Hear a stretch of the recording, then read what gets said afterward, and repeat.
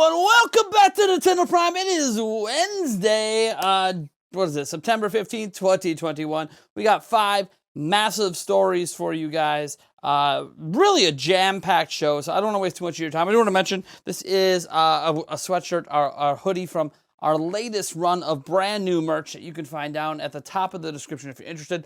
There's actually another logo on the back, but I'm not going to get up to show you guys that. Sorry. But we have some big stuff, including a potential sequel to a Nintendo console exclusive game. Obviously, we've got to talk in depth about that Nintendo Switch OS 13.0 update, because a lot of interesting stuff happened with that, which I'm sure some of you guys are already aware. We also have an update on the Switch price drop situation that happened in Europe and whether or not it's going to come worldwide. In addition to that, we have a potential new system coming to Nintendo Switch Online in addition to Game Boy and Game Boy Color, with a source on that, so that's a lot of fun. And then lastly, it looks like Nintendo might have actually improved the visuals on Metroid Dread from E3 to today, showing that final polish on games is never really complete until the game pretty much comes out. Now, before we get into that, I will remind you, we are giving away a Nintendo Switch OLED. That's right, we're giving away a white Nintendo Switch OLED. All you have to do to enter is just be subscribed to the channel. We're going to have a stream in early October to announce the winner.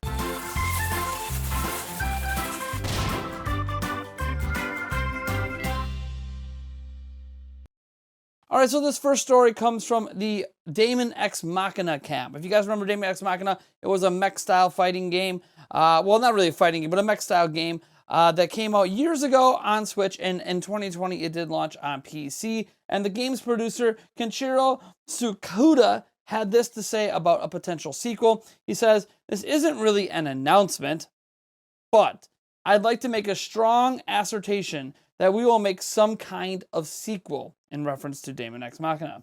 "We need time to test things out, but we're motivated. We've always wanted to increase our player base as games themselves, and the times change. So we want to make something fitting. That's where we're at. But as I said, it's going to take time." So it sounds like something might not be in the works now. Maybe they're in discussions with Nintendo and other companies. Maybe they're going to bring it to other platforms as well. I have no idea. But it does sound like they really want Daemon X Machina 2 to be a thing. I think Daemon X Machina is one of the most underrated console exclusives on Nintendo Switch.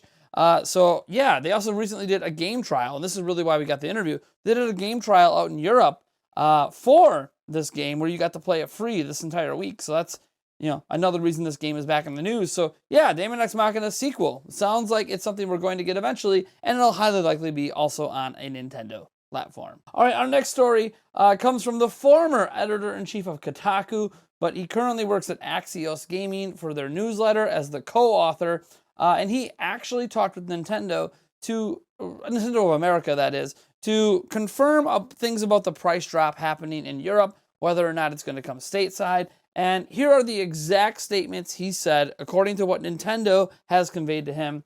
"Nintendo tells me yesterday Switch price drop was just for Europe and the UK. The trade price adjustment is for the European region only. There are no plans to change the manufacturer's suggested retail price for any Nintendo Switch model in the United States." And this is something I mentioned before, where we speculated on the possibility of a price drop in Europe potentially coming to the US. But I also said that I feel like a price drop makes more sense next year, because it's clear the Switch OLED is essentially a base model Switch and is going to replace that base model Switch. And if it's going to replace that base model Switch, the base model will likely drop in price at some point next year to clear out any stock they might have at that time, and then focus all their manufacturing on the Lite and the OLED. So again, we'll have to wait and see what happens, but I've always felt like a price drop is more set in tone for holiday 2022 than necessarily right this moment. Now, speaking about the Nintendo Switch and the Nintendo Switch OLED, we actually got a major update for the Switch dropping last night.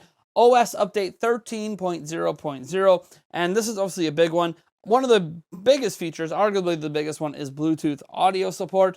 So I have their full notes here on it, and it says, "Headphones, earbud speakers, and other audio devices that connect with Bluetooth can now be paired with the Switch family of systems for audio output. Bluetooth microphones are not supported, however. Up to 2 compatible wireless controllers can be connected to the system while using Bluetooth audio. Bluetooth audio cannot be used while local wireless communication is active." Interestingly enough, they also added an update dock. We'll get into this in a moment, but it says It was added under System in System Settings for Nintendo Switch and Nintendo Switch OLED model systems, allowing for software updates to Nintendo Switch docks with a LAN port. This is important. Dock software updates are not available for Nintendo Switch docks without a LAN port.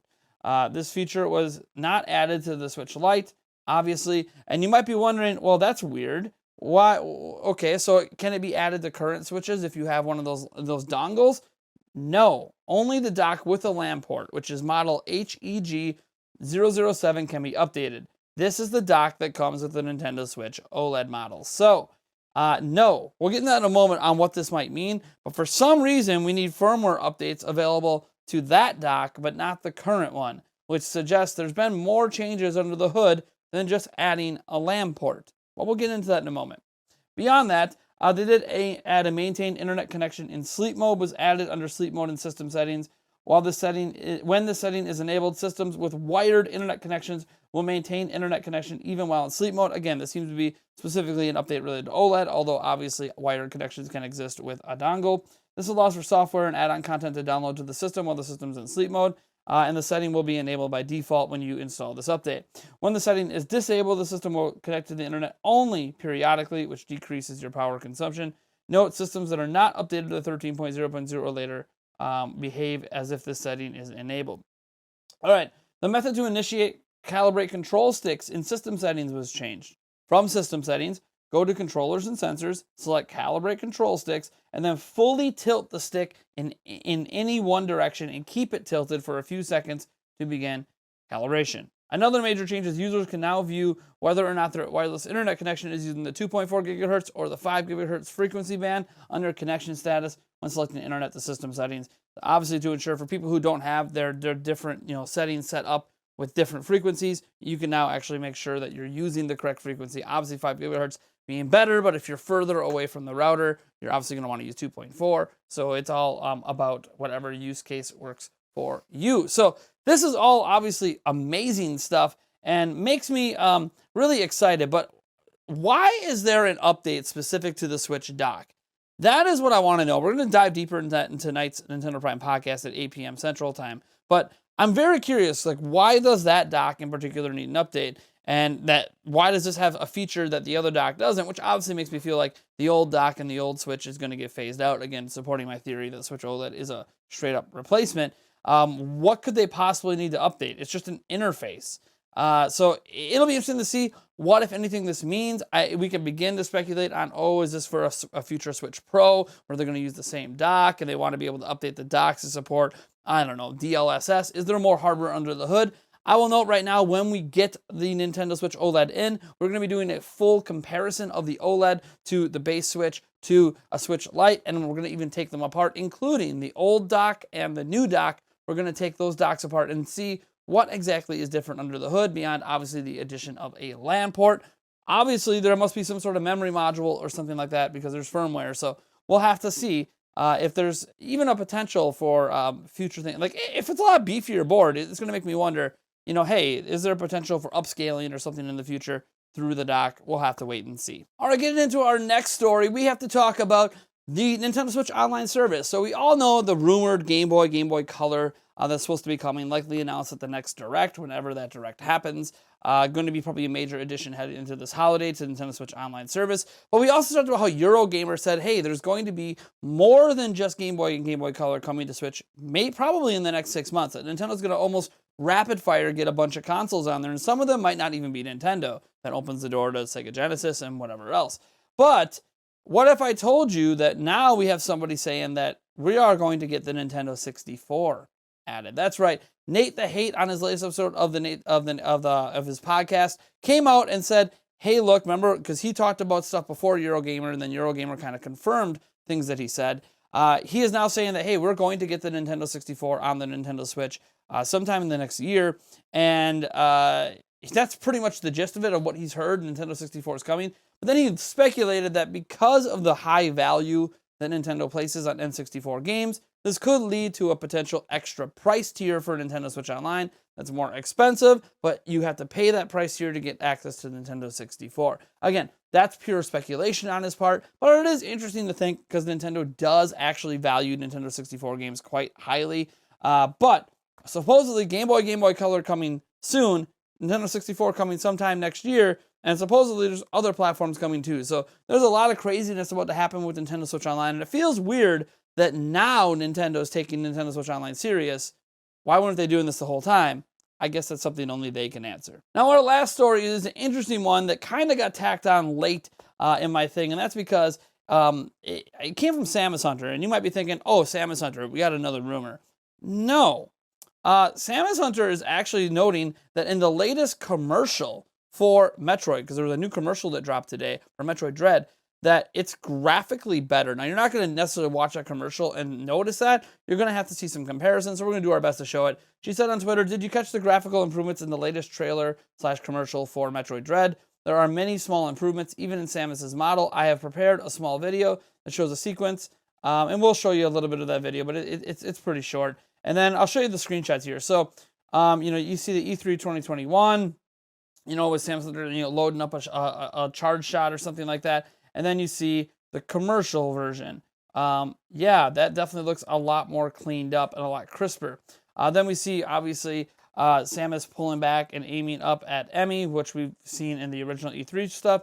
And then here we go again. And you'll notice a few slight differences. These differences are obviously not as pronounced, but there's a big difference in lighting and stuff like that.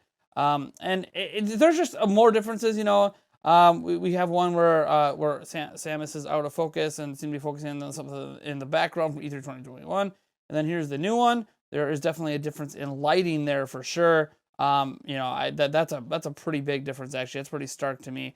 And then you see Samus again here looking over her shoulder at E3 2021. And here's the same scene. And again, there seems to be some lighting and particle effect differences and differences in the model. You notice Samus on the one side has obviously like some sort of I don't know, almost looks like vein, like muscly things on the shoulder. I don't know. This is obviously just getting really, really nitpicky and into the nitty gritty. And Samus Hunter does confirm, and this is something that Nintendo hasn't necessarily confirmed all the way, that the game does run at 1080p 60 FPS, although there are a few brief moments in the game when it does drop below 60. It's nothing major. Apparently, it drops to the low 50s, but that is notable. It's not a locked 60 FPS, but if they're not using dynamic resolution scaling, I would argue they should use dynamic resolution scaling and drop to 900p and maintain 60. I think that's a better experience, but hey, it's going to look nice and crisp, and obviously on the actual handheld, especially on OLED, it's really going to be popping. So yeah, I think a lot of these changes were obviously made to help it pop a bit more on OLED, but we'll have to wait and see till it's on hand, and I can actually do comparisons of here's Metroid Dread, here's the opening level, opening cutscene running on the normal model, here it is running on the Switch Lite, and here it is running on the OLED. So we're going to have that full comparison for you guys, and I'll be doing an impression video on Metroid Dread. You guys know I don't usually do reviews.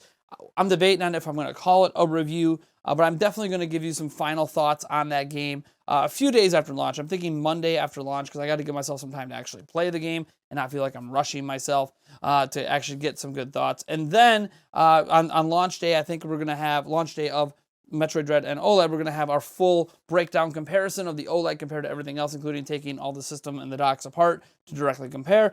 And then we're going to actually have a follow-up video with accessories. That's right. We have some Switch OLED specific accessories coming into the studio, and we're going to give our thoughts on those accessories and maybe some that we find to be actually maybe essential to improving your Switch OLED and just Switch in general experience. But we'll go over those accessories and why they might matter. I think either the second or third day. So either that following Saturday or Sunday. It all depends. It's actually quite a complex video, just like the OLED comparison video is, because then we're going to have multiple cameras going. We're going to have our main shooter here. We're going to have a top-down camera down here. I got some equipment coming in to pull that off. So we're gonna be having quite a complex video, but hopefully an informative one that really shows you everything you need to know about Metroid Dread and Switch OLED and the Switch OLED accessories. So anyways, folks, thank you so much for tuning in. I am Nathaniel Rubble Gents from Nintendo Prime. Whew. That's the end of the video. Catch you guys in the next one.